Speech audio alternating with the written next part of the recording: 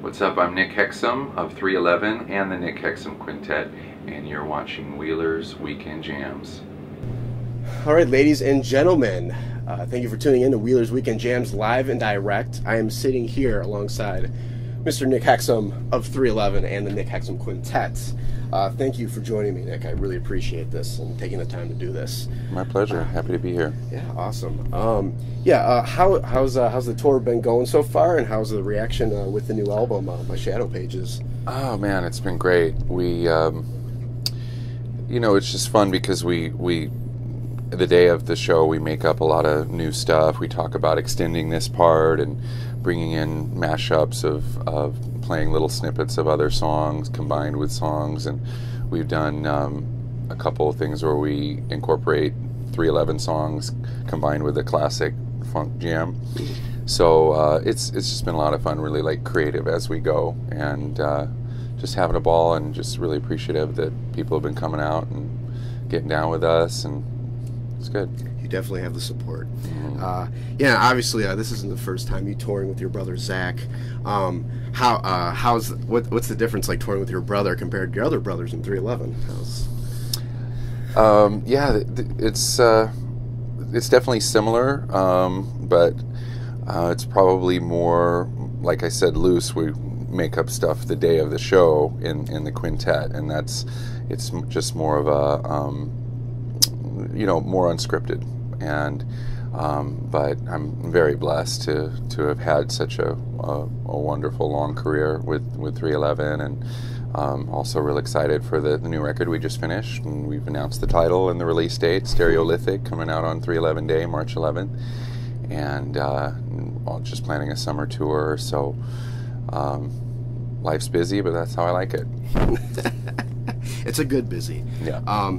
This is your first solo jazz album. You started back in high school playing jazz and everything. Was that experience, the catalyst for your musical career, you think? Well, I would say that jazz vocalists, crooners, are more my main influence singing-wise. I was never wanting to be like a screechy rock and roll guy. I was more influenced by Chet Baker and Sinatra and Jim Morrison and Morrissey, and people that are more baritones that I can actually sing those parts. So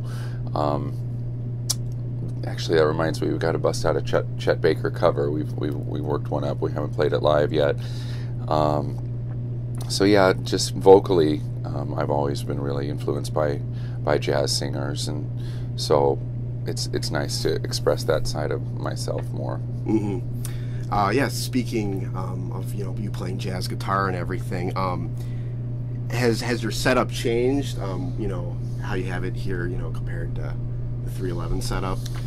Well, that is one thing where this situation is, for my part, influencing the other, because to find that really great jazz guitar sound, I did a shootout of all these different amps, and I ended up finding that this Fender amp that I'm using on this tour has just got the best clean tone that I've heard. So I'm going to start using like a 2-amp system when we go back on the road with 311, where I've got my Mesa Boogie stuff, which is the crunch, the classic modern rock distortion, but then switch to a different amp when I'm doing clean sound, because I found what I was looking for. So got to use two amps now. Yeah, it seems like there's always new sounds you find over the years. Definitely, I've noticed that. Yeah, it's been a lot of fun getting new gear and exploring it. Will we hear any of the new gear that you have on any future Nick Hexum Quintet, music, or any 311 in the future? Well, one thing that I've gotten into lately, I'm not sure if I tweeted it the other day, as a brand new remix of the song "A Song for Driving," which you said you played on your show, and it's kind of a hip hop remix, but then there's a guitar synth vocoder that I play during the breaks, where I'm singing mouthing the words to the actual song, but playing it, making the notes come from the guitar. It's kind of Daft Punk is known for using a lot of vocoder, so that's something that I've gotten into lately that I think will you'll hear more of from me, because I really enjoy it. It's a unique sound. Yeah, always pushing the envelope. That's good. Yeah, I have a fan question here for you. Mike Ryan in Michigan, he asks, are you guys planning on recording and releasing any live quintet shows? Somebody said that to me last night. They said, we need a live album to capture the looseness and stuff that we have when we play live. But what we already do have is we do this thing called the Dice Jam, which is where we roll dice to pick tempo, scale, and key of the song. And the first 3 times that we did that on our warm-up shows in LA, we posted those on the Nick Hexum Quintet YouTube page, so those can be heard right now. So there is live stuff that we that's on YouTube already, and we're recording the shows that we're playing every night, and we've got some killer dice jams, so we're going to post those. So there's at least that. I don't know, a lot of people are posting stuff, so there is live stuff out there, regardless if I wanted it or not. But I'm glad to have. It's nice now in this day that the fans will kind of do your promotion for you by, hey, you got to check out this clip I made, and they kind of will spread it. So, it helps. Yeah, the second part to his question too as well. He was wondering if will we be seeing the Nick Hexum Quintet on any future 311 cruises? That could be cool. That's my answer. Yeah. Okay. That's good, man. Yeah. Well, let's talk more in depth about My Shadow Pages. The track "You'll Do It Again" is so bluesy. I mean, it's a very flowy album, but that song in particular is very bluesy. What's the story behind that song? Let's see. "You'll Do It Again" was something that right before we went into the studio, we had a couple days of pre-production in a rehearsal studio, and I think it was Luke, our keyboardist, just started playing these chords, and the drummer started doing this like slow blues, like a 6/8 beat, and everybody just started jamming on it. I was like, we got to do this. Let's make this a song. And we just made a quick recording of it. And then when we went into the studio, we just recorded this instrumental, but didn't have any vocals or anything. And then me and Zach wrote Top Line, which is what we call the words and music. And that to me is probably the biggest departure. It's most different sound that I've ever made, to have like a slow blues like that, where I stretch out on the guitar, and then Luke has this incredible organ solo. But I guess the topic of the lyrics, a lot of older blues was this kind of "you've done me wrong" kind of thing, and so I wanted to go for a classic story like that. And I suppose everybody's been done wrong once or twice in life, so I had some experiences to draw from. But it's a deep song, like Leadbelly. Yeah, kind of, Chicago. Yeah, Chicago, exactly. Also on the album, the last track, "A Song for Driving," your last verse was very, remnant of 311. Was that all conscious effort, or did that just kind of come out freely?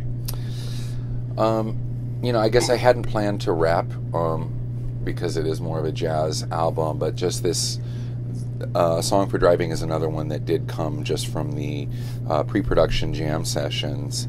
And in fact, "A Song for Driving," we were working on "Waiting in Vain," and I was like, but I don't want to just do like a reggae cover. And they said, well, we could substitute these chords so you can actually sing "Waiting in Vain" perfectly over "A Song for Driving," because that was the first way we wrote "A Song for Driving," was like as substitute chords that we could like sing the waiting in vain melody. But I was like, I don't want to sing "Waiting in Vain" over this. Let's write new words for it.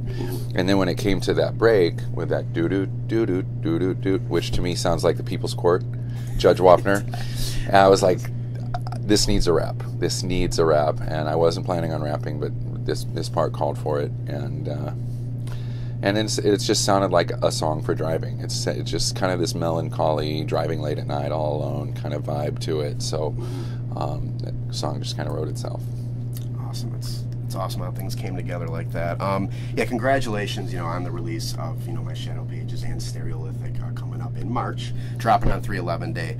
Just a little bit about that. A lot of the fans are hyped for this 3/11 Day in New Orleans. Just for the fans out there, what should they expect for this 3/11 Day? Well, I think we're going to make up we've got some surprises planned. That's the good thing about 3/11 Day, is that we do special production and arrangement ideas that you're only going to get to see at 3/11 Day. It's not just a regular show. So we do have some cool stuff in the works, stuff that you've never heard before. So some surprises that I can't let out of the bag yet.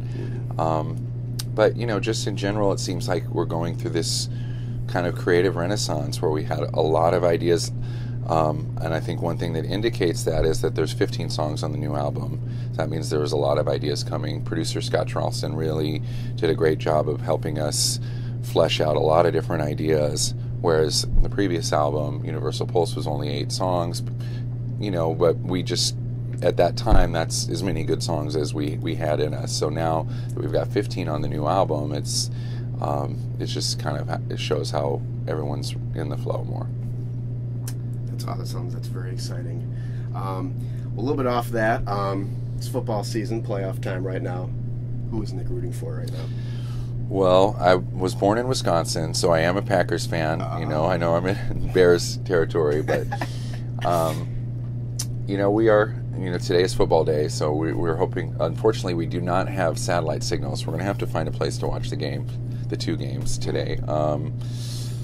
I guess 49ers would be my runner-up team. San Fran. Yeah. Cali love. Makes sense.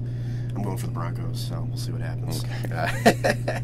And one more question, Nick. I ask every band this, but if you had to compare your band with a movie, what movie would it be and why? And you could compare it with the Nick Hexum Quintet and 311 if you would like. So 2 movies.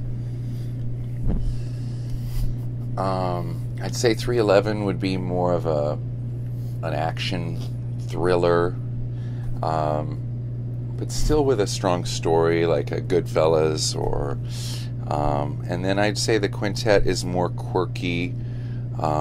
Adaptation is one of my favorite movies of all time because there's just such absurd creativity in the whole movie. So those are my answers. Awesome. Well, Nick, if there's anything else you'd like to say to the fans out there, now's your time to do it. Tell them where to find you, any of that stuff. Well, follow me on Twitter at Nick Hexum, but I always just never want to pass up an opportunity to say thanks to the fans. I'm extra grateful lately because getting to do this side project that's been so well supported, have people showing up, and getting to experiment and express myself in a new style. I feel very blessed, and 311 fans are amazing, and hope to see you all this summer. Awesome. The one who knows about things, ladies and gentlemen, Nick Hexum right here. Thank you for watching Wheeler's Weekend Jams live and direct. Thank you. Hey guys, thank you for watching this exclusive interview with Nick Hexum. Subscribe to my YouTube channel to see more interviews. Right down there, subscribe. Check out my radio show every Sunday night from 7 to 9 p.m. only on WindyCityUnderground.com. Now I would like to thank everyone out there for watching this video, especially Nick Hexum and his crew for giving me the opportunity. This has been Wheeler's Weekend Jams live and direct.